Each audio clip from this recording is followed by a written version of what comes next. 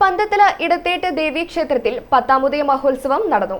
തന്ത്രി സനീഷ് വൈക്കത്തിന്റെയും മേൽശാന്തി മുകേഷ് ഇരിക്കാട്ടിന്റെയും മുഖ്യ കാർമ്മികത്വത്തിലാണ് ചടങ്ങുകൾ നടന്നത്.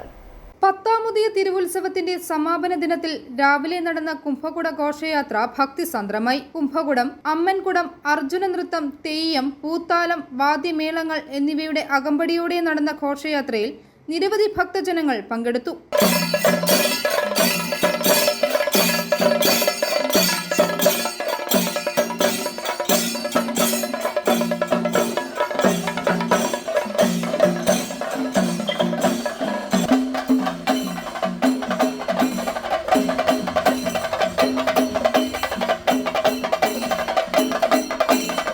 തുടർന്ന് 11-ന് ഈശ്വരനാമഘോഷം, 12-ന് കുംഭകുട അഭിഷേകം, പൂമൂടൽ, മഹാപ്രസാദ ഊട്ട് എന്നിവയും, വൈകിട്ട് 5-ന് സോപാന സംഗീതം, 5:40-ന് കാഴ്ച ശ്രീബലി, 6:30-ന് ദീപാരാധന ദീപക്കാഴ്ച, 6:35-ന് ആകാശവിസ്മയം, 6:45-ന് പൂമൂടൽ, 7-ന് സെമി ക്ലാസിക്കൽ ഡാൻസ്, 7:15-ന് പിന്നൽ തിരുവാതിര, 7:45-ന് താലപ്പൊലി, 8:10-ന് വയലിൻ ഫ്യൂഷൻ, 10-ന് വലിയ ഖുരുതി എന്നിവ നടക്കും. ഐഫോറിയ ന്യൂസ്, പാലാ.